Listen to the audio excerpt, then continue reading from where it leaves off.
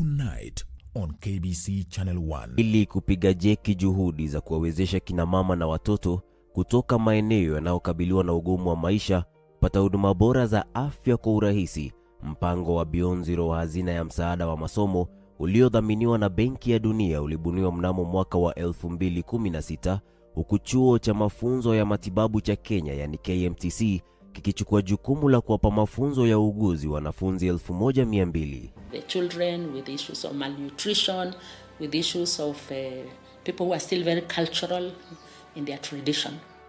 Lengo la mpango huu wa hazina ya msaada wa masomo ni kuziba pengo la upungufu wa wahudumu wa afya katika sehemu zilizo ndani.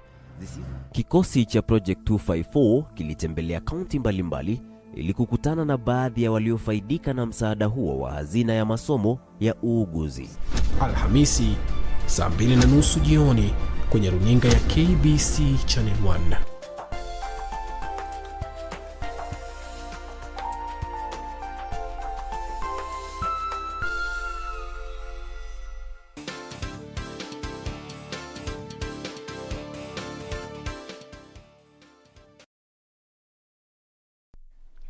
Good morning. This is Biz Check on KBC Channel 1 and I'm Regina Manyara. So on May 20th, when the Lamu bath is expected to receive its first ship, and President Uhuru Kenyatta in Lamu County. Those are just some of the developing stories that you're going to be keeping tabs on in this course of this programming. We also want to remind you that we are live and open to your feedback in regard to the programming that we have lined up for you. You can reach us on Twitter at KBC Channel 1 News and on my Twitter handle at Ray Manyara.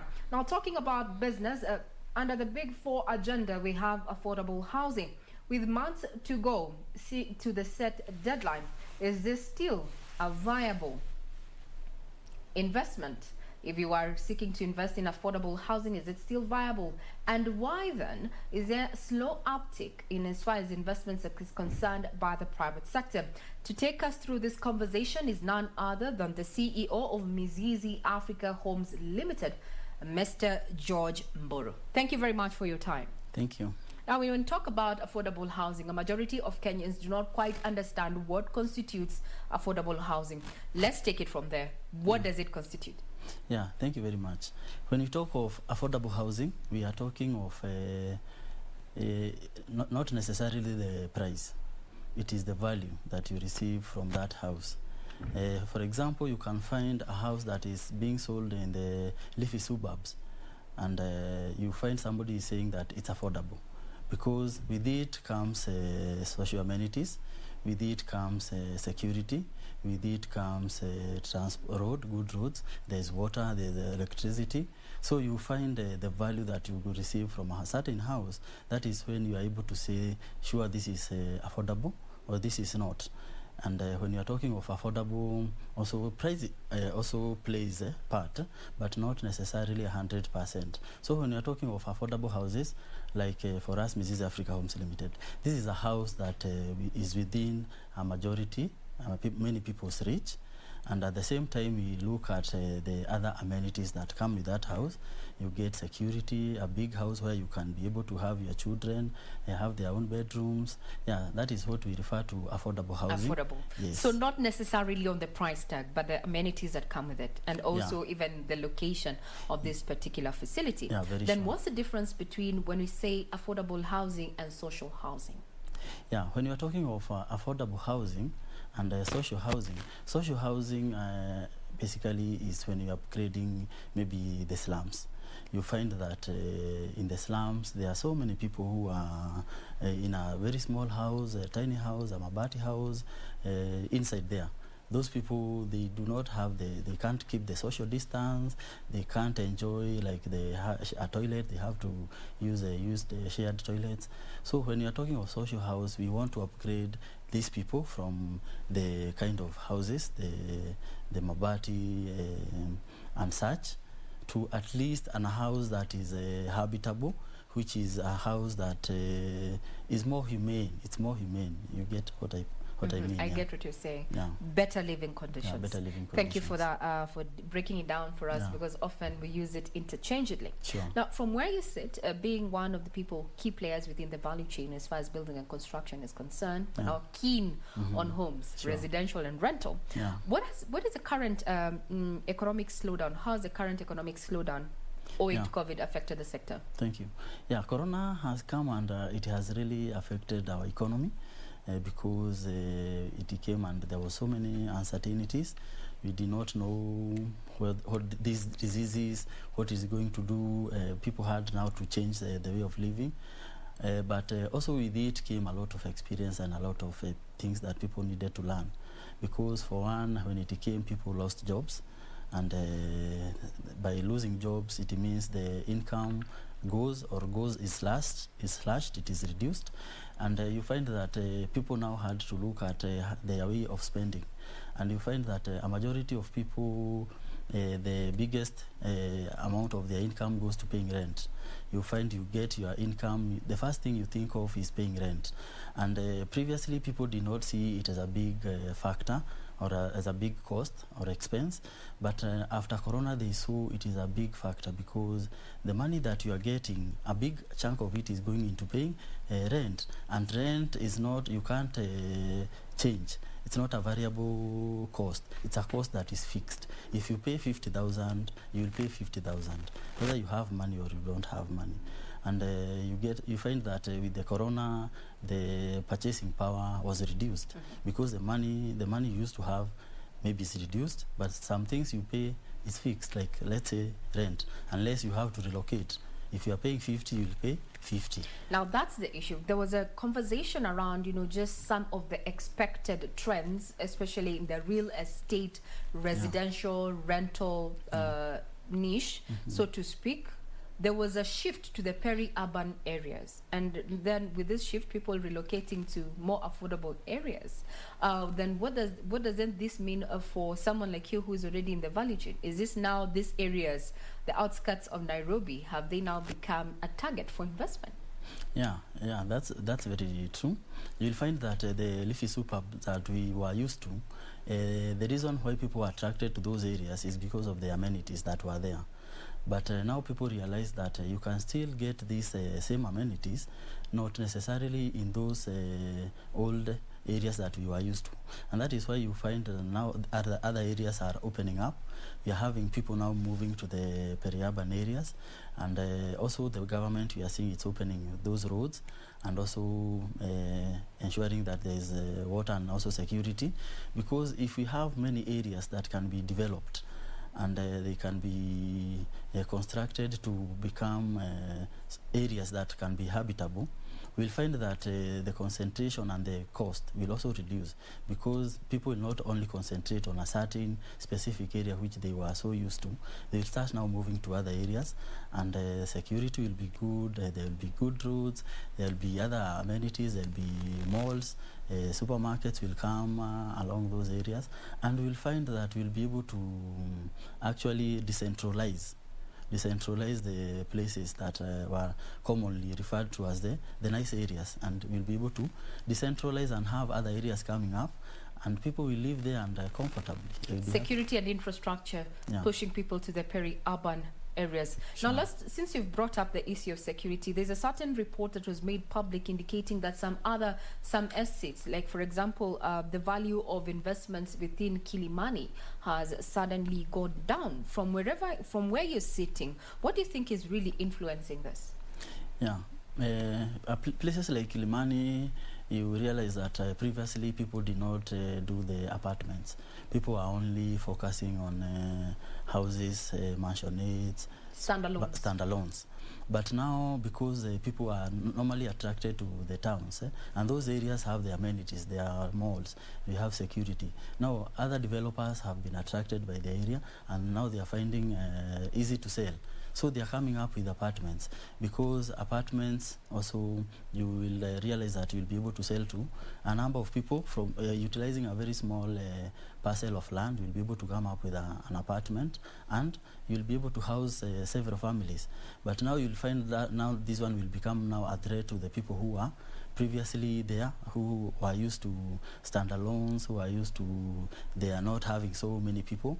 And also insecurity also comes with so many people. When many people are there from different social classes, you will find that there will be insecurity, because like there is somebody who has come there maybe in an apartment, maybe it's a single unit, and they will be seeing here is rich people. And insecurity definitely will also come with that. Then has Kenya come of age? Has this sector come of age then to have conversations and implementation of controlled development in such areas? Yeah, sure. It has come of age, and with the devolution, counties have now the power to do something we call the zoning. And zoning, this is whereby they put certain areas. These areas we can be able to do this and this kind of houses. We can do apartments, we can do such and such. Here we only allow such and such kind of development. Yeah, so it has become of age, and now it's time, and I call upon the county governments, because they have been given now the power. Let them now give this, disseminate this information to the public and to the private developers and to the developers, and encourage them. They welcome them in their counties, and also tell them, here we have done zoning, here you can be able to do these social houses, here you can be able to do the other houses that are controlled, here we can be able to create industrial parks, here we can do industries. And when you do that, we'll attract many investors in your town, in your local, in your county, and you'll be able to clearly give them you'll be able to plan. Here we can do this, here we can do this, and you'll find attracting many people, and the issue of housing will be a problem that is solved. Let me be the devil's advocate in this case. I'm talking about a piece of land that you bought 10, 20 years ago. It's within an estate has come up around you, and you always bought it as an investment, and you want to put up a structure, maybe an apartment. Then how do we marry the two? Land ownership, privately owned land, vis-a-vis the new dynamics in policies, especially governing building and construction, just as you've said, controlled development. Sure. How does one look into that, or rather how does one survive that? Because there's a question, that is my land. Sure. Yeah, you'll realize that even if the land belongs to an individual, definitely we don't live within a vacuum. We live within the rules and the regulations. So despite the land may be yours, if it has been demarcated not to do a certain thing, you have to seek for approval, because still it is your land. But in the long run, every land belongs to the government. It is yours, yes, you have the title, but in the long run, everything, even we people, we belong to the government. Human resources, we belong to the government. Then you've made a point there where this information needs to be disseminated, especially to landowners, because you can imagine you were halfway through your construction of your building, and you get to hear we cannot do more than 4 stories, and you're already on the 6th. What do you do? You see, that's an investment, and that's where there's a gap. That's where there's a gap, and the thing is, before you start any construction, you must and you should. It doesn't happen at times, but it's wrong. You should first of all seek for approval before you even start. So now this is where it should be key. To be given approval for a certain construction should not be such an anthill. It should be something that is very straightforward, very easy. Like you can say, I have this parcel of land, I need to put this and this house. Is it possible? It should be very easy. Yes, it's possible, or no, it's not possible. You can only do this. Because the reason why you find maybe sometimes people, they fail to first of all seek for the approval is because they will go there and there will be so many restrictions, restraints. You are not told this is what you should do. So you just say, I will just continue, and along the way, that's when now the authority will come and there will be a problem. That was good to know. Now let's come back to the issue of affordable housing. There's been a minimal, or what we term as slow uptick of investment in affordable housing by the private sector. Why do you think this is so? Yeah, the thing is, people, affordable housing and construction and real estate has always been deemed as something that is not understandable, there have been gray areas. People don't understand exactly how does real estate operate, how does construction operate. And this is because the information has not been passed. So you find that maybe somebody had constructed, you rely on them, maybe they did not do the right thing, and they give you the wrong information. But it is not something that is difficult. Because, for example, if you need to invest in real estate, it's actually very straightforward, and you can also talk to people who have done it. Like we, Mrs. Africa Homes Limited, we have been there not for a very long time, but in a short time we have been able to learn a few things which we are willing to share with people. We are not hiding it. But you find maybe a certain developer, they have come to understand a certain information they do not wish to share, because they feel, now this is my information, this is what I will be eating on. So they make it a secret, and the trend continues. So somebody else who is now starting, they will start without certainty. They will be wondering, where do I start? Where do I start? Because nobody is telling them, if you want to invest in a real estate, this is the way to go. This is how you should do it. And when you do that, as you continue doing it, you will not start from scratch. So it may take you now another few years before you understand something, and you fall into the holes that maybe another person who had maybe tried, got to a certain level and they failed. So you could have avoided falling into the same pit. Yeah, so I would encourage people to continue sharing information. Yeah, information. Now, there is a demand for affordable housing that has been pegged at around 61%, where 40% of the deficit is, student accommodation, shortage of student accommodation. That being the case, we are still seeing private sector really holding back. They do not want to venture into that investment. So how do we incentivize this to attract investments? Yeah, very sure. The way we can attract investment is creating the conducive environment that I'm talking about. And the conducive environment comes from the word go. For example, you have noted there is a certain problem, because even like real estate is a certain problem that you are solving. You have noted in a certain area there are hostels that are needed.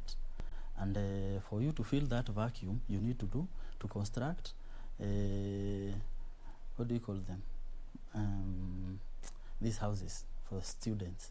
Hostels, I think we refer to them as hostels. Hostels, yeah, you need to construct the hostels. So that is a problem that you have identified, and the solution is to construct hostels, put up houses. And how does it require? It requires investment, it requires capital, it needs money, isn't it? So for you now to attract people to come and you join hands and they construct the hostels, now that is where there is a key, because these people need to know exactly what are we putting our money into, because everybody, we have agreed that the resources are scarce. So you don't want to take your money to something that will not get a return. You don't want to throw away money. Now, talking about returns, I want to throw some spanner into the works into that conversation. Your private sector, government came up with this particular agenda to complete by 2022. So far, we have less than 1,000 units so far delivered. And that is under the Park Road project. And so many others are still underway. From where you sit as private sector, what do you think government needs to do to attract you to actually invest in this particular project? Because time is running out. Very true. Yeah, what I can encourage the government has started something that is very good, and this is affordable housing. And the government has tried, it has done a few units, let's say the ones you have saying, 1,000 units. And I can tell you for sure, if the PS of housing was to tell you, he would tell you the uptake was good and people are happy, the 1,000. So this is something that should be commended, and private developers should be encouraged to also come join in, because the 500,000 units that the government intended to do in 5 years, actually from the statistics that the government had done, they would still be a deficit of 1.5 because the deficit is 2 million. Yes. They wanted to fill 500,000. Then the 1.5 would still be there. Yeah. So private developers need also now to come and take part, because the government has tried and it has succeeded.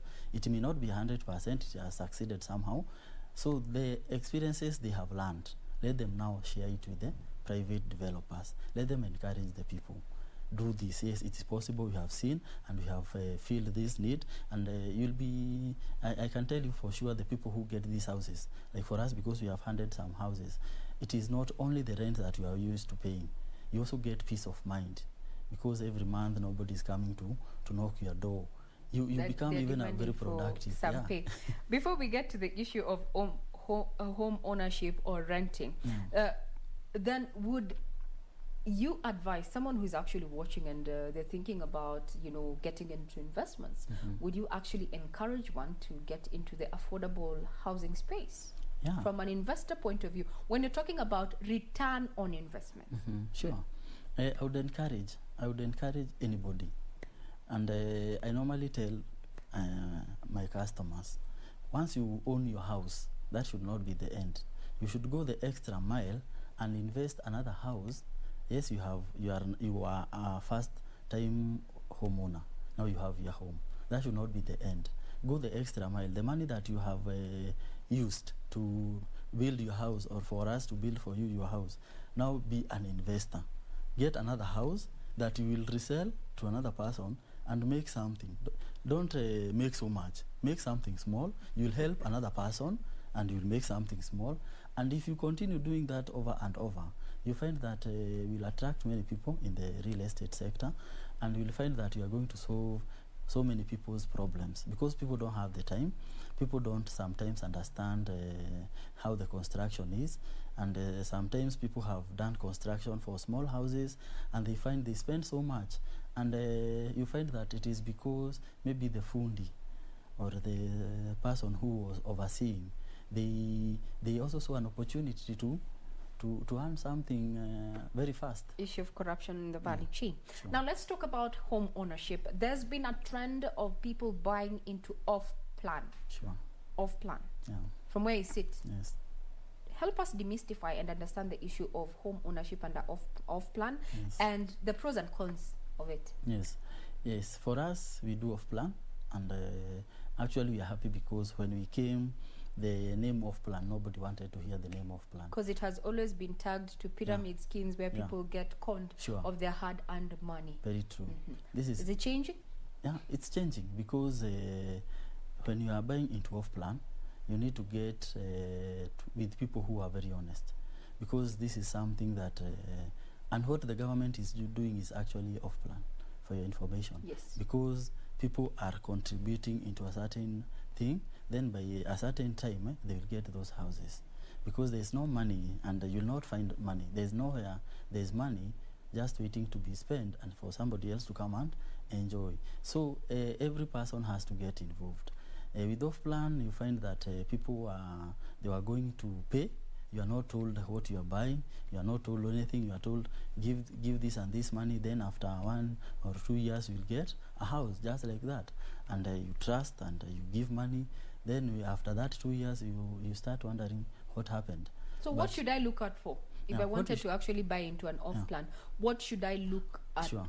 What you should look up to, you should also be involved. Like for us, we invite you, like let's say Mrs. Africa Homes Limited. We are selling to you this project. The first thing that you need to do is to visit that site, see the project, select the unit, where will your unit be sitting. Then make sure that as you are making the payment, make regular visits, and if you are not within, you can send somebody. And if you are far, like for us, Mrs. Africa Homes Limited, what we do, if customer is maybe in the diaspora, we make sure that, let's say every month or every 2 weeks, we are sending updates. The update may not be so much. Maybe I'm sending your house. It may not have moved an inch, but you will see the other neighbor. At least it has been done. So you will see the progress. You don't put your money, then you just wait and see. It is a journey that you walk together with the developer. You hold them to account. And when they are not delivering, you also do not pay, because the money that the customer pays is the money that is used for the construction. So if you are paying and no work is being done, you should be able to question. And when people do that, they put the developer into, they become accountable. Off-plan is going to be something that is not foreign. Now, what would you recommend? Is it buying a readily constructed, ready for occupancy, or investing in an off-plan? What would you recommend, especially for a first-time homeowner, a young family? Sure. What would you recommend in this case? Yes. First, I would recommend the off-plan for me personally. And the advantages of off-plan is the cost. Yes, it is good to buy a ready one if you have the money. But you will find, for example, personally I have sold a house at 3.5, and the person who bought has sold at 6 million. So the person who bought that 6 million, they took a mortgage. That mortgage, they will pay maybe for many years to come. And the person who bought that off-plan, they only waited for 1 year. They made so much money. So this person is left with a burden. They are paying, and this person has already eaten. You will continue paying your mortgage. The person who invested in off-plan, they got at 3.25, they got their return. They invested another unit. The second house, they are getting it like for free. You are the one who has bought for them. And you are paying mortgage. It will be very hard for you now to buy another house because you have a very big loan that you are servicing. So, now, to put it very simple, there's always this conversation: do I buy or do I build a home? Yeah. The good thing with the building, especially off-plan, and with people like us, Business Africa Homes Limited, is the fact that we also allow customization. And you will find that when you are buying something that is not tailor-made to your taste, before you change and it comes to exactly what you want, and especially a house, you may have to break so much. But if you are constructing something that, as you are seeing, it's very easy for you to say, here, let's change here, let's put these tiles, let's put this paint. Now assume you have bought something that is ready, and there's something you don't like, and you now need to change. It may cost you very dearly.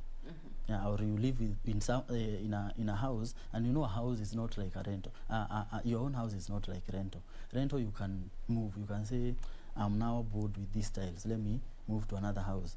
If it's your own house, unless now you remove the tiles and you put others, which will cost you, you don't keep on changing. So off-plan is good because you have that liberty to put it as you wish. You have to. It's like you are constructing your own house, basically.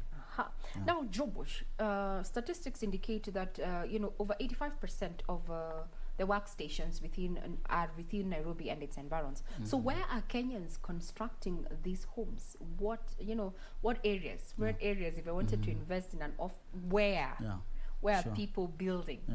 People nowadays are building in areas that are not far from their places of work. And you will realize that you can have an area that is very near your work, but maybe the road network is very poor. Another person that is coming from slightly far off, but the road is very well done, and they will get to the office sooner than you. So you'll find people are looking at areas that are accessible. Areas that are accessible, accessibility is key. You'll also find that you don't also want to live, it may be close to your work, but the security there is very bad. You don't want also to live in a place that you can't sleep. You feel the slightest sound, you're awake. So you want somewhere that is accessible and also has security and a good atmosphere. Also, people now are looking at, you have talked of green environment. Also, people are looking at areas where there is no so much pollution. So what areas? We know we are here, we have to milk the information out of you. We are doing consultation for the nation, because we believe Kenya is watching indeed. Very true. We need to know which areas you'd recommend on a professional scope. Very true. If you're in Nairobi, there is an area called the metropolitan area. Metropolitan area is basically Nairobi and its environs. And so we are talking about outskirts of Nairobi, for instance, Kajiado, we have Ngatarungai, Kitengela. Yes.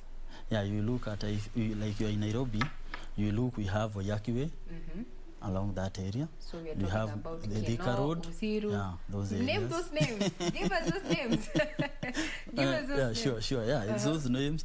Kiserian, Gong, those areas. If you go to Thika Road, you are looking at Gatundu, you are looking at Ganjo Road, you are looking at Juja, Thika. When you go to Kangundo Road, you're also looking at Joska, Mala, such areas. When you go to Mombasa Road, you are looking at areas like at the river, you're looking at areas like Kitengela, you're looking at areas like such areas. When you go to Wayakiwe, you're looking at Kikuyu, you are looking at Ndendero, all these areas are opening up, and that is a metropolitan area. If you go to other counties like let's say Nakuru, you will find Nakuru and its environs. Yeah, Mombasa, same case. Very well. Thank you for that piece of information. Yeah. Now, everybody has a dream to own a home, Sure. but it is pegged on how deep your pockets are. Now, the issue of mortgaging. Now, what impact has the licensing of the first mortgaging refinance company had on affordable housing, or rather housing, the issue of building and construction? Has it been of impact? Sure. Yeah, you find that some of the policies that are set by the government, they are very good. It's only that sometimes the uptake, you find the uptake, people get challenges along the way. And if we can continue to demystify some of the things that discourage uptake, you can find that some of these policies would, if they are very well implemented, they would bring a lot of change. They will bring a lot of change, because like the financing and the financing, it's a very good thing, and people now can be given a mortgage at 7%. But sometimes you find the terms and conditions or the policies for you to get one are very, very tedious. So you find it is something that is encouraging, but now people, when they come to the uptake, there is also a problem. So if you address that problem, and people do the uptake, the mortgages, it's something that is will be very good and will take us a long way. For instance, someone who makes an average, a gross salary of around 100,000. So talking about net maybe around 70, and currently pays rent of around 25,000 per month. Yeah. Would this be a right candidate to take up a mortgage? What would you advise? How would they go about that? Yeah, actually that's a right candidate. You'll find that if that person who is paying rent of 25,000, they pay that for the rest of their life. By the time they retire, they may have to retire back. Are you saying retiring at the age of 55, 65, 60? Yeah, by the time they retire at the age of 60, they'll go back home without anything. But assume that person was given that mortgage, they start financing that mortgage, the 25,000 goes into servicing of the mortgage, and they are living in their own house. They are not paying rent. That person, you will find, assume there are two people. One person is paying rent for the rest of their life, and this person has taken the mortgage. They are servicing the mortgage. You will find that person with time, because of the peace of mind and the security that comes with the house. This person will clear the mortgage very fast, the loan, the mortgage very fast, and they will even do other things that are bringing income. Because what I normally encourage people is to have extra sources of income. You do not only rely on your salary. Like somebody who is getting 100,000, that is a candidate for employing other people. That is somebody who at least should have an extra job that they can do. They will employ somebody and get an extra income. Yeah, so people need to think outside the box. There's a policies out here for civil servants not to engage into, on a lighter note though. No. that's Nobody has never been refused to do business. You can always go circumvent that, right? Yeah. So this is a person who would actually fall into that cluster. Talking about around 25, 15 years? The mortgage? Yeah. Yeah, what happens, the good thing with mortgage is you are given a long time. And when you are given a long time to pay, you also have more income at your disposal, because if you're getting, let's say the 70,000 you are talking about, and you are paying a mortgage for 25 years, it would mean maybe you're only paying 10,000. Yeah. Now the thing with the buying a house that is already complete, the disadvantage, you get that mortgage, you pay for 25 years, and this house for one is overvalued. So why don't you go for a house that is affordable? It's not overvalued, so that you can also clear your loan very fast. Because some people take a house that is worth 15 million. Yes, you are paying very small money, but 15 million. That is money that you could have invested so much. Yeah. So you need to do just a small calculation. How long are you willing to pay for this one asset? It should not be too long. Finish up, and if it's something that you can resell, you can even resell and God forbid there are other factors that would curtail you from actually honoring that, and your investment goes you can lose up in smoke, or even get maimed, or even God forbid die. Very true. Yes. Waste investments. Now, the cost of building materials, essentially this impact the cost of building and construction. Sure.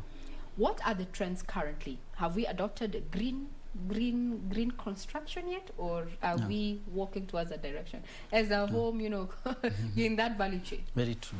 You'll find that we have people who wanted to invest in those green ventures, and you'll find Africa is different from other countries, because Africa we have locally available raw materials, like we have stones, we have sand, we have ballast, we have all those things that are at our disposal.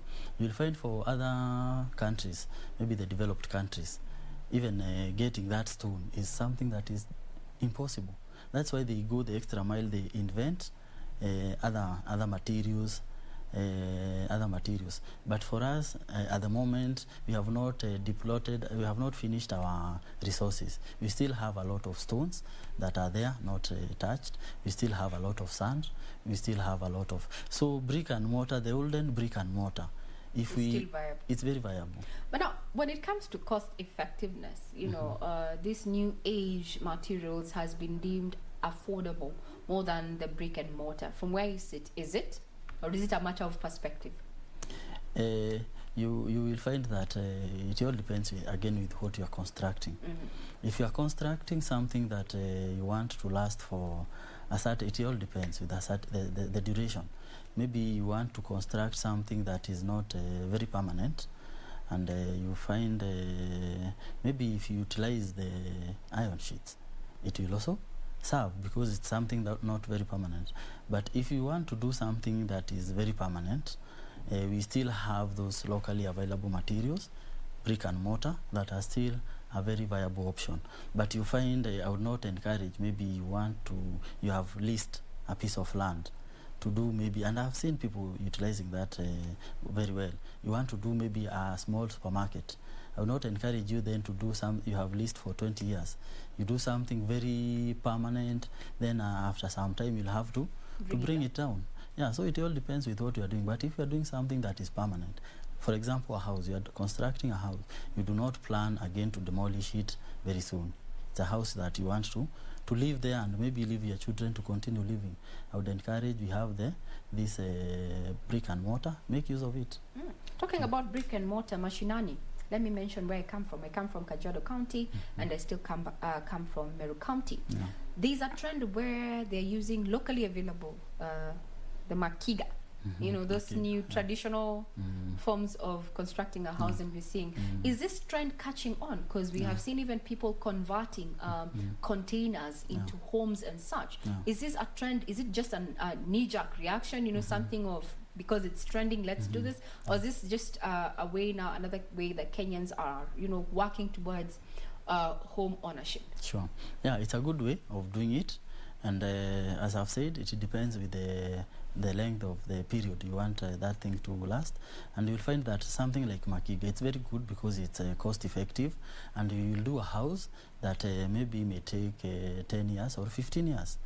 But if you want to do a permanent one, very permanent, you may not go for Makiga. But if you are budget constrained and you want something that at least it is just like eating snacks before you take the main meal.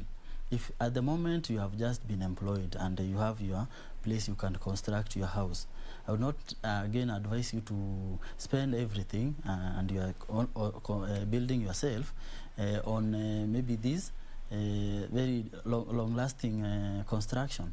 You can make use of Makiga, but that is maybe where your first children will come. But by the time maybe they are retiring, you also want to have something that is very, very permanent. Yeah, so it's a good thing, but we realize it's not permanent. You can't say that you will use that one and that house, you will never do it again. Yeah, so it all depends with how you look at it. Yeah. Okay, maybe it's a trend that is catching on. We'll probably get onto that bandwagon as soon as it comes. Now, we'll talk about finance as we come back, but for now, we wanted to have a listen into an ongoing press conference there by the Kenya Civil Society Organization on the issue of the Building Bridges Initiative, their judgment. And this is taking place at the Kenya Human Rights Commission offices, I think, at Kitanga Road. We have our reporter on ground. Let us just have a listen into that particular feed. It is the last line of defense for our rights and our freedoms. That's what we're saying today. And so just like we fought for over 20 years to get this constitution, we will fight for judicial independence with all that we have as citizens across the country. So our message to those who would like to fight the judiciary, either by denying them the resources, which is our taxes, we are telling them, we won't let you do it.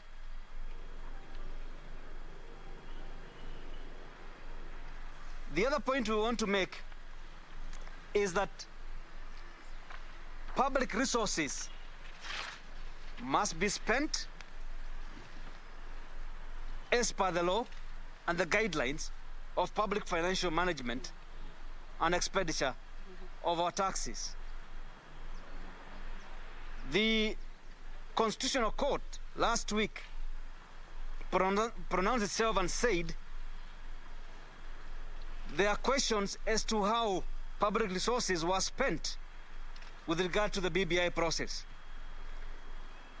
Na tunahimiza mkaguzi mkuu wa fedha wa serikali afanye ukaguzi na atoe ripoti, ndio kama kuna wale ambao walitumia fedha vibaya katika hii BBI process, fedha zetu, kodi ambayo tunatoa, waweze kurudisha pesa hizo, iwe ni rais, iwe ni nani, kama zimetumika kwa njia ambayo haifai, waweze kulipa kulingana na sheria. Manake sheria sema kwamba yeyote ambaye anatumia fedha za raia kwa njia isiyofaa aweze kuzirudisha na aweze kuchukuliwa hatua. La tatu, tusema hivi, kuna wale ambao wanaitwa civil society ambao ni sisi. Tusema kwamba sisi kama civil society, we are not visitors to this country. We are not here through visas. We are here within our rights as citizens. And therefore, we denounce the attacks against civil society. And we are saying these threats and attacks against civil society are meant to deny us the chance to access the judiciary, so that the judiciary can adjudicate the differences we have in society. And we are calling out those who are intimidating civil society, including the National Coalition of Human Rights Defenders, that we will continue to defend human rights defenders, because they are a critical part of this country in defense of our constitution. We are aware about specific individuals who have lately unleashed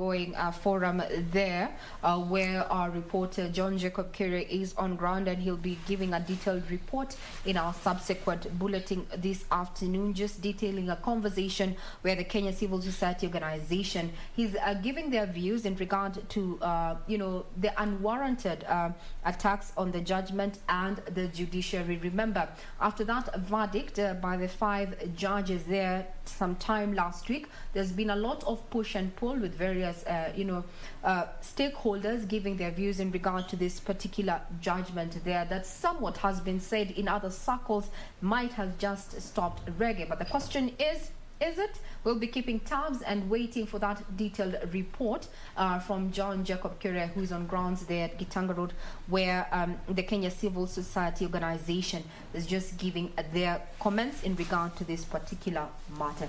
But now we take you back to the conversations we had earlier before taking that particular live link there. We're talking about affordable housing. And with just months to go, is this still a viable project for the government? Remember, so far an annual deficit of around 200,000 units annually that has accumulated to 2 million units. There's been a demand for affordable housing that has been pegged at around 61%, with 40% of it being need or rather shortage of student accommodation accounting for 40%. Before we took that particular link, we were talking about the issue of financing. Would you buy, or would you buy on off-plan or a ready house? Taking us through this conversation is the CEO of Mizizi Africa Homes Limited, George Mboro. Now, before we went down there, maybe I can also just pick your brain in regard to matters of BBI. Now, this is a civil society just giving their views in regard to, the attack, what they say, the attack on the verdict, or rather the judgment and the judiciary. As a Kenyan, what do you have to say about matters of the constitution and there? BBI, before we get back to matters of affordable housing. Thank you very much. We as Kenyans, and we have to accept that we do not live in a vacuum. We live under government, we live under rules and regulations, and these things we have to appreciate them, and we have to do with them. And we understand that as a government, the government is made up of the executive, judiciary, and the legislature. And all these arms, actually the thing is the things that we used to read in school, now they are coming out very well, that we have those arms of the government. We have the executive, legislature, and judiciary. We used to study in the history, civic education. So we are happy to be seeing them now coming out in the reality. We just used to see as theory, but now we are seeing them practically, which is a good thing. Also, we used to read about the basic needs: food, shelter, clothing. So now we are happy, we as Kenyans and as young people who are continuing to grow. You remember back in the days we used to be told the young people are the viongozi wa kesho. So we are happy, like now we are here, we are talking about such things which we used to hear. So it's a good thing, and I'm happy people are talking, and it's encouraging. It's encouraging. Thank you very much. We digressed there from affordable housing, but now let's get back on course. We're talking about, building materials and such, and the trends. We're seeing people using other materials because the cost of stone, the cost of cement itself is quite high, and the cost of these materials is what makes building and construction quite a capital intensive venture. What about the policies governing building and construction in the country? We have seen and reported many a times unfortunate incidences where buildings come down on people, and where there's no loss of life, there's definitely loss of investment in terms of value. From where you sit, do we have it right? You will find that in construction, the reason why people do construction of houses that at times they get to collapse is because they fail to make use of the professionals. And you will find that sometimes people have a notion, yes, there is a need. One thing we should appreciate is that there's a big deficit, as you have read, 2 million houses, and every year, because of the increase in population, 200,000 units are needed. And because the people who are, the players are very few. That's why you will find the few people who are there, they'll continue doing it, and they will at times not actually make use of the right professionals. And if somebody wants to make use of a professional, you are told maybe an architect is very expensive, an engineer is very expensive, of which if you are doing it as a single unit, your unit, it may be expensive, because if you need to hire an architect, an engineer, a foreman, and all these even players, a draftsman, to give you the plan. Yeah, even the plan, even getting the plan, you find that it may be costly for you as an individual, because you are catering for expenses of professionals, and you are only one. So that's where now people coming together and making use of real estate companies or developers like Mrs. Africa Homes Limited. We are doing a project of, let's say, 40 units. That means these are 40 people with the need and the desire of owning a home. It's very easy. Even the amount that we will pay the surveyor, the amount that we will pay the lawyers, the amount that we will pay an architect, as a person, if you remove it from each and every person's contribution, it will be very little. It's very small amount. But maybe here is somebody, they want to build a house, a flat on their own, and they want to be getting that money. So they will do calculation. Maybe when an architect comes and tells you, I'll charge you 50,000 for the drawings, the surveyor will come and tell you, I'll charge you also 50,000.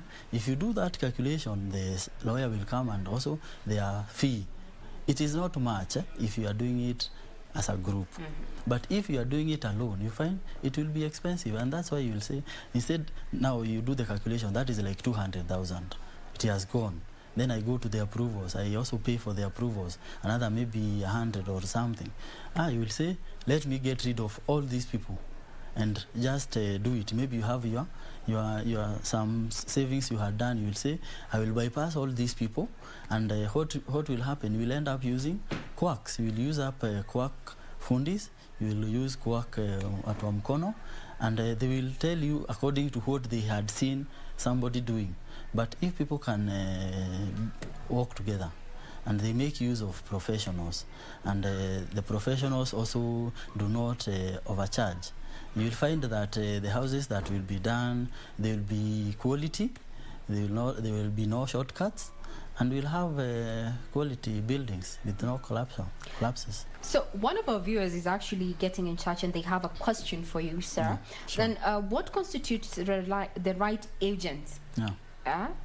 Because there are so many people who want to make a kill. Sure. I think they're talking about, people have been fleeced off their hard money. Yeah. We've talked about pyramid schemes, or rather what we term as Ponzi schemes, especially when it comes to land ownership and home ownership. Sure. So they're asking to find out what for you in regard, what a person should be looking out for when they're approaching a real estate agent to construct for them a home. Yeah. The good thing nowadays is we are in a period of information. Information is all over. You go to social media, if I want to know you, I just need to know your name, and I will Google you, and I will get to know who is this person, where have they come from. You'll be able to get information before people jump into maybe investing their hard-earned money. It's good to talk with people who have done it in the past, people who have used that path that you want to use, and those people will be able to tell you, because information is power, and information is with people. And nowadays we have social media. Try and find out these people. What kind of people are they? If it is somebody who is dishonest, you will find they will stop doing it here. They will go to maybe to the other maybe county. They will do it there, fleece people. And also the good, what I can encourage the government is to discourage. When the government is talking a lot maybe about affordable houses and empowering people who are doing it. Like for us, Mrs. Africa Homes Limited, we have done it. We are encouraged, and we are told continue, and people are actually encouraged.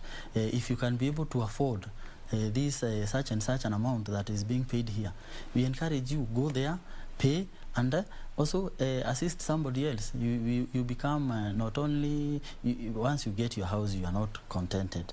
Also assist somebody. That person, maybe they want a ready house, they can be given a mortgage, but they don't have much money. So from the amount you had bought, sell at a make a small amount.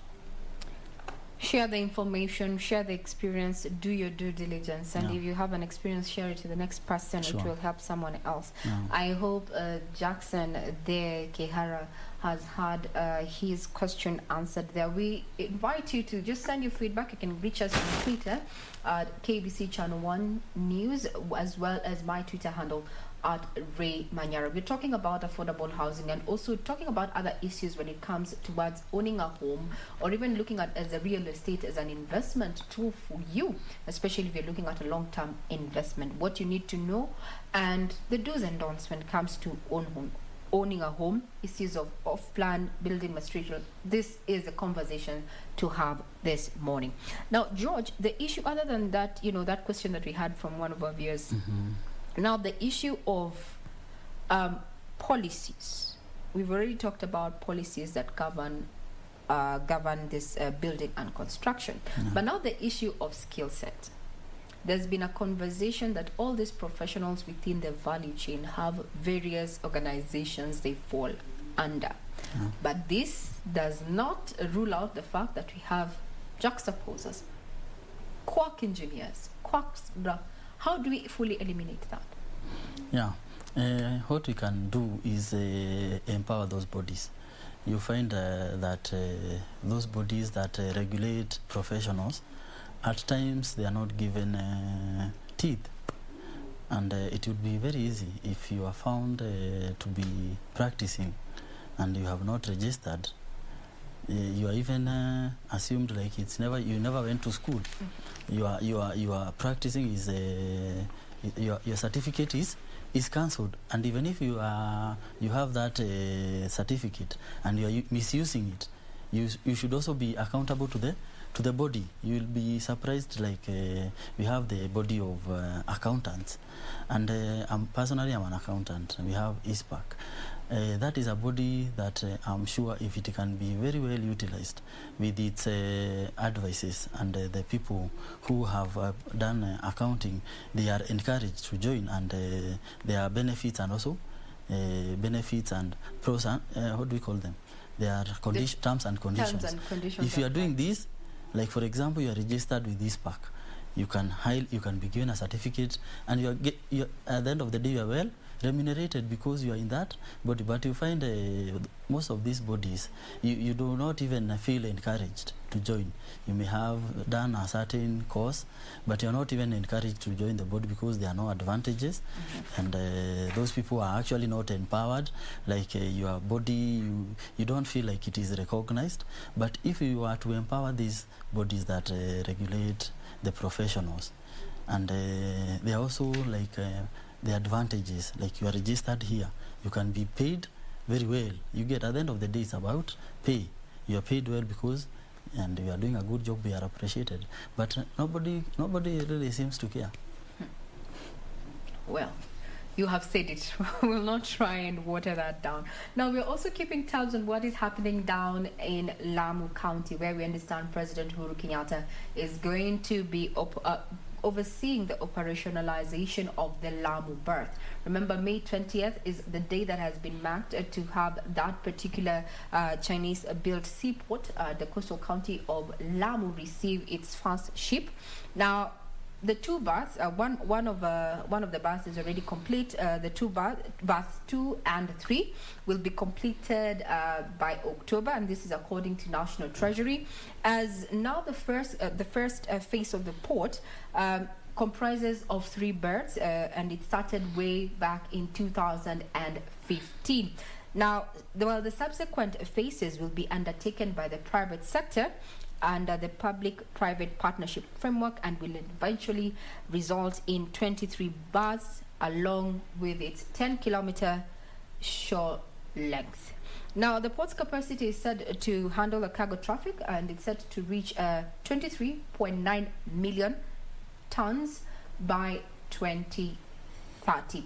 Michael Modiga, who is on ground, please bring us to speed on what is happening at the Lamu berth. To you, Michael.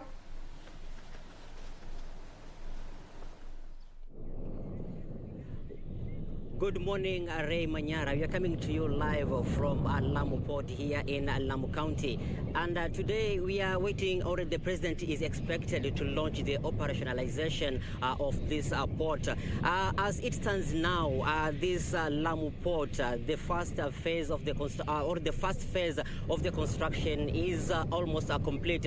With berth number 1 is complete and ready for use, while berth number 2 and 3 they are complete. But the yards are 90% complete and they're expected to be completed by the end of the year. And as it stands now, the launching of operations in this port puts Kenya in the league of transshipment hub, which now Kenya will be joining the league of the likes of Durban, Djibouti, and of course Dubai. These are the largest ports which do handle large vessels. And waiting for the launch or waiting for the launch of operationalization by the president himself. As it stands now at this port, already 2 ships have already made a call, and as my cameraman will show you, what you're seeing now is the ship known as Cap Camel, which is from Denmark. It is 225 meters long, and across in the ocean, my cameraman will show you another ship which is also which is also expected to dock here. And the ship which is at the sea is around 295 meters long. And in this port, there's also the rubber tire gantry, which is which will be used to offload the cargo from the ship, or from the vessels which will be docking here. And the completion of these berths, that is berth number 1, berth number 2, and berth number 3 together with the yards. What is here right now is that after completion of these berths, they will have the capacity or a capacity of 30,000 to 100,000 dead weight ton, which is of course a lot of cargo which will be handled in this port. And it's also it will also be used to be evacuation of cargo to other countries, of course, to Zanzibar and so forth. And after completion of this port, the port will have 23 berths, and as I told you earlier on, the berths for number 2 and number 3 are complete. What is being waited to be completed is the yards of berth number 2 and berth number 3. And the groundbreaking of this port started back in the year 2012, and the construction of this port began in the year 2015. And the first phase of this project, which is under LAPSET, has been completed by a tune of 42 billion shillings. And under LAPSET project, the project will entail the road map that will be from Lamu to Ethiopia, and of course this Lamu port and the airport, and of course we'll have a pipeline for transporting the crude oil that is from southern Sudan. And this port has a natural depth of 18 meters deep, and of course it edges the Dubai one, which has 16 meters deep. And of course the entrance of Kenya into the transshipment hub, of course, is expected to edge out at the likes of Bagamoyo port in Tanzania and that of Djibouti, which do handle bigger vessels. And upon completion, we are expecting big vessels to be, of course, to be docking here, and of course the ships or the biggest vessels, the likes of Neo Panamax, which are said to be the biggest vessels, which will be, of course, which will be docking here. And upon the completion of this port, of course, Kenyans, there will be job opportunities for Kenyans. And as it stands now, the construction is on, and we are waiting the due time when the president will be here, of course, to launch the operationalization of this port. And behind me, as I told you earlier on, is the the rubber tire gantry, which will be used, of course, to offload cargo from the ship. There's another ship at the sea, and of course, there is the Cap Camel vessel, which is from Denmark. So we are waiting the president sometimes later to come and launch the operations here at this port. And of course, upon what you have learned from the itinerary, the president will also start from will be inspecting a road project in Garsen, then of course come here and launch the operationalization of this port. That's what we have from now in Lamu County. Regina, maybe if you have anything which needs clarification before I hand it over to you. Well, this is what we have for now from Lamu Port. Of course, we'll be back to give you more details in our subsequent bulletins to tell you what is happening as events unfold. Back to you, Regina Manyara. Thank you very much, Modiga, there for bringing us up to speed in regard to what is happening down at the Lamu berth there, a flagship infrastructure project under Kenya's National Development Blueprint as well, Vision 2030. And the Port of Lamu, one of the benefits of it is that it will create a corridor that links landlocked South Sudan and Ethiopia to the Indian Ocean. We'll be keeping tabs as we expecting the president anytime soon to just officiate that. Remember, one berth is already complete. 2 and 3 berths are set to be complete by October, and this is according to National Treasury. Now going back to the conversation that we were having earlier in matters of affordable housing, your journey towards owning a home, what are the do's and don'ts? Taking us through this conversation is none other than the CEO of Mzizi Africa Homes Limited, George Mburu. Now we have highlighted all that. Now let's come up to now the issues of government. The budget is just but a few weeks away. Yeah. As a person who is already in this value chain, as far as the building and construction value chain is concerned, what are your expectations ahead of the presentation of the budget 2021-2022? Yeah, thank you very much. You will realize that as a country and the policies that have been made recently, including the Big Four agenda, these are things that we have been borrowing heavily from the Vision 2030. And actually what the president today is doing in Lamu is in line with the Vision 2030. And if you look carefully, even the other Big Four agendas, they have been picked from the Vision 2030, which is something that was started in the Kibaki regime, and it is something that I can encourage. Let it continue, despite the changes of the regimes.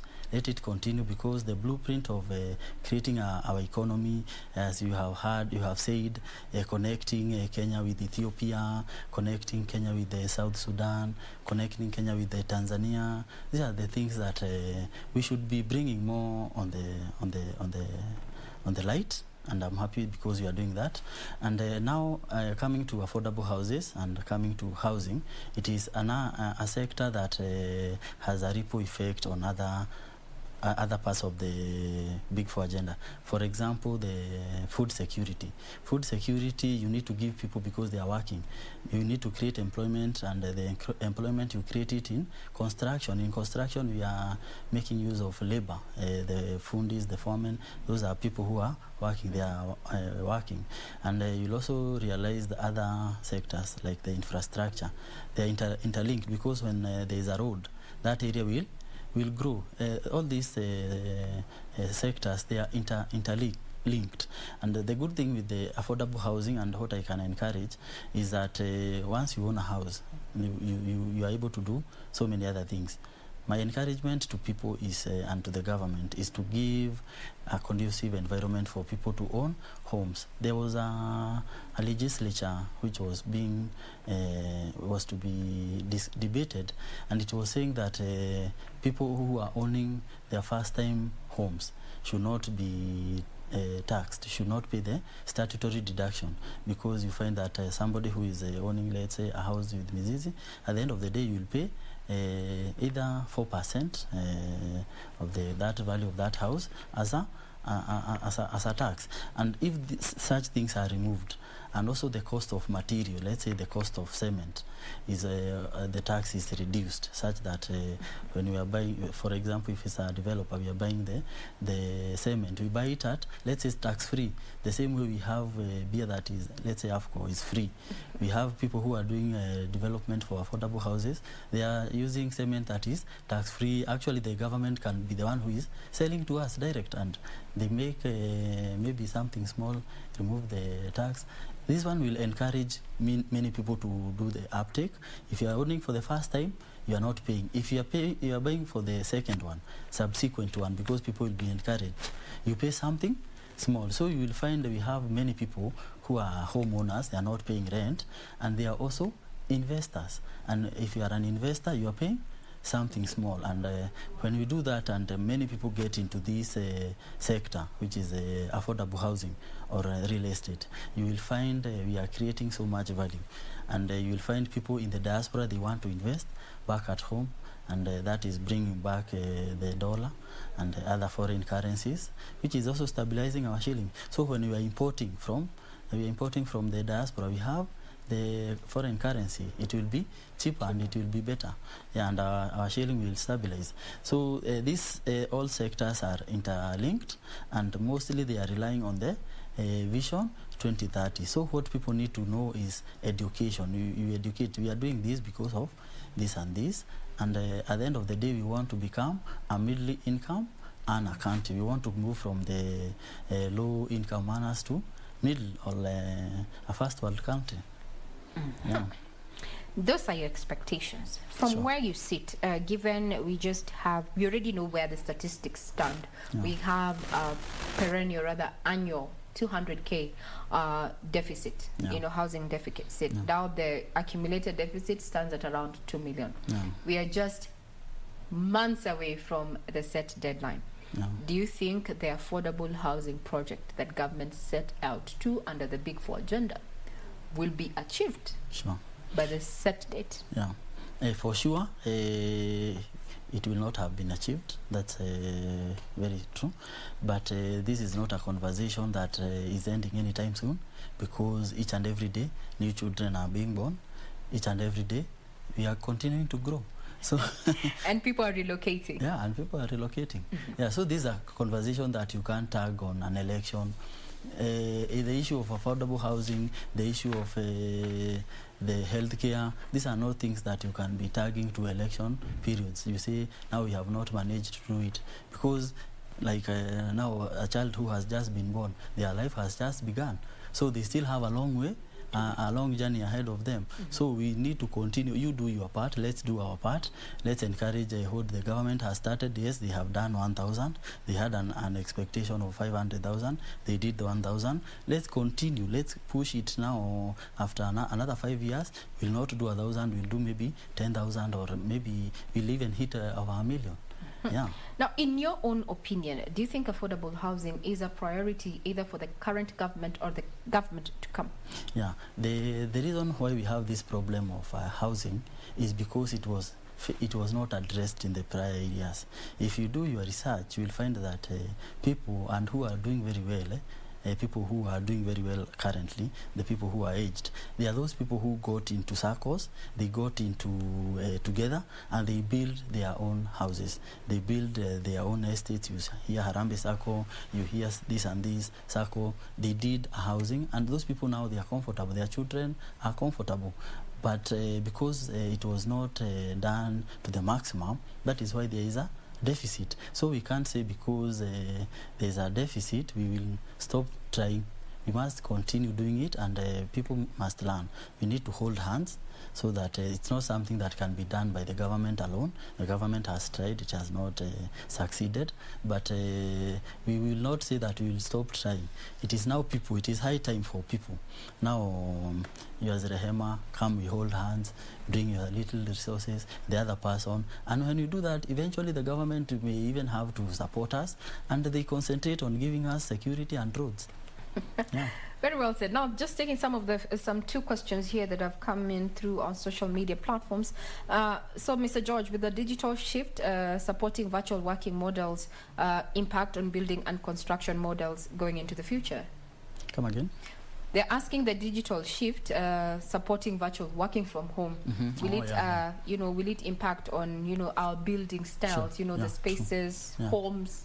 What it does, it affects the designs of the houses, because you will find, as we were saying, when you have your house, you are doing your house, you can customize, and you customize with your need. For example, you need an extra room whereby, for example, as a working mom, you have your children, but you need an office within your house whereby you can be able to lock your house. They know you are not in the bedroom, because again, when you're in the bedroom, you feel like taking a nap.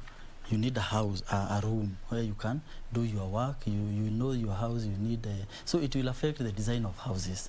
You will find people will now have that need to have an extra room where they can do their. It can be their office.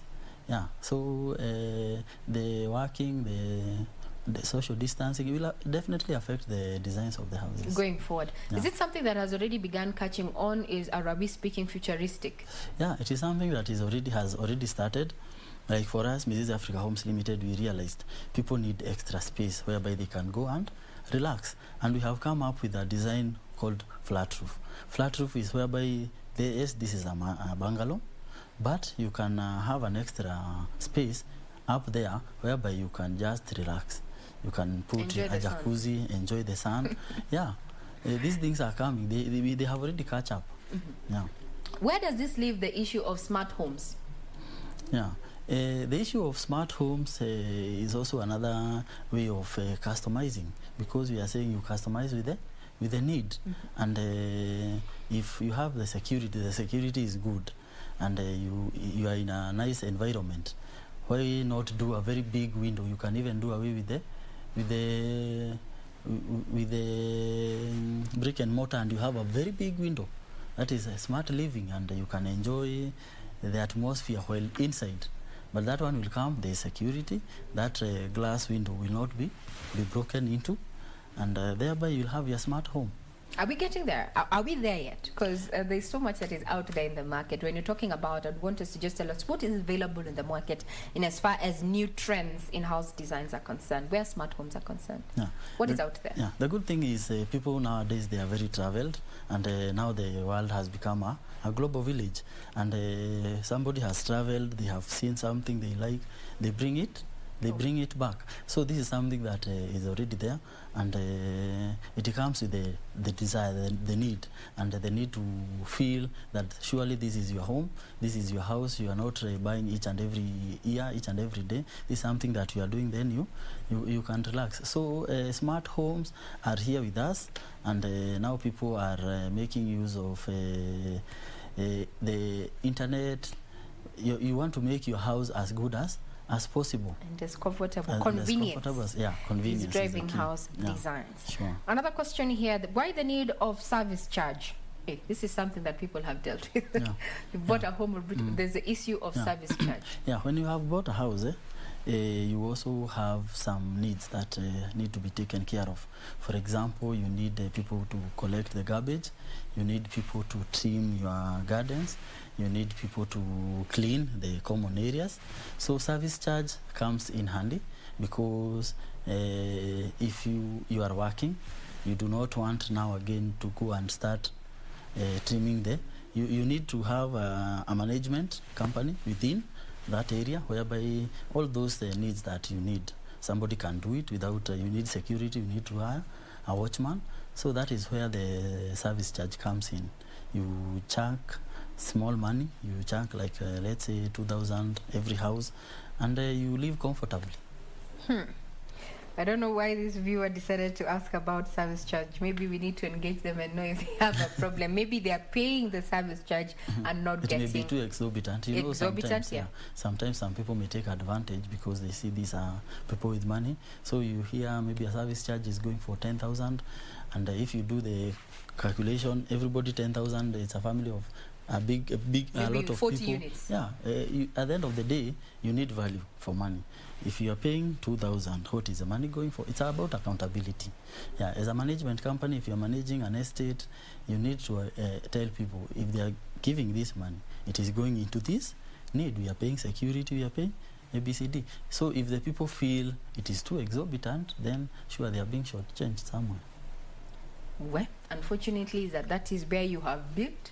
You're going nowhere. Sure, but you can't change. You are there. You are now an owner. They can change. Yeah, they can. It's not pegged. It's not cast on stone. Yeah, you can fire them. Closing remarks, George Mboro, in regard to just the sector, the building and construction sector. Now we're talking about residential homes, and you've talked about off-plan and such, and what we need to know towards home ownership. What would be your take-home in regard to this particular sector? Thank you. My take-home would be to encourage everybody. Let's get in this space of real estate. Let's get in this space of affordable housing. The government has started it. And yes, it has not finished, because this is something that is continuous, because each and every day new people are being born. We are having new children, and we need to leave a better tomorrow for our children. So let us hold hands. Let's get into real estate. Let's get into off-plan. The thing is, we need to work with people who are trustworthy, and it is nothing that is difficult. It is something we as Mrs. Africa Homes Limited we have done. We can be taken as a pilot test. We have done it, and it is working. So let's continue supporting whatever we have started. Let's not get discouraged because of the history or because of people who started. Let's join hands. Let's walk the journey together. And when this sector grows, you'll be happy to note that our country in large, the economy will grow. And the people that are in the diaspora, we want to appreciate the fact that you have seen that it is good to retire back at home. And we are here to hold you hand, that once you come back, you do not feel as if you have wasted a lot of time. You will come and you will continue from somewhere. You will find us continuing, and we'll continue joining hands, and we continue. And we want to encourage what Mrs. Africa Homes Limited is doing, and I want to continue encouraging the government to continue supporting us. And also everybody, let's hold hands, because this is our country. It's a peaceful country. We are a peace-loving country. We are resilient people, and we believe if we continue, especially with prayers, Corona is going to be a thing of the past. But whatever we have learned through that pandemic, let's take the lessons and make our country a better place. Thank you, and God bless. Thank you very much, our guest, the CEO of Mzizi Africa Homes Limited, George Mboro. They're just giving us his final take in regard to the conversation that we have been having earlier on BizCheck. They're just looking at matters of affordable housing. My take home as Regina Manyara is that whenever you hear that this home is affordable, it's not necessarily the value of the home either to buy or to rent. It is other amenities that come into place, matters of security, infrastructure being just but a few. But towards ownership, I think the trend that we're heading to is off-plan towards owning your home. There are now facilities there that allow you to customize that home to suit your particular tastes. Just do your due diligence. Get the information, because there are unscrupulous people out here who are ready to just targeting your money. Do your due diligence. Some of the stories that we are going to be focusing on, or rather keeping tabs on, is what is happening on the coastal county of Lamu, where President Uhuru Kenyatta is going to be overseeing the operationalization of the Lamu berth there. Michael Modiga is on ground, and he's going to be giving us feedback in regard to what is happening on ground. Remember, this is a flagship project under the Vision 2030 that is deemed to create a transport corridor that will link landlocked South Sudan and Ethiopia to the Indian Ocean. By 2030, the value, or rather the port's capacity, is said to will be handling cargo traffic will reach 23.9 million tons. I'm Regina Manyara. You're watching KBC Channel 1, and this has been BizCheck. Enjoy the rest of your viewing.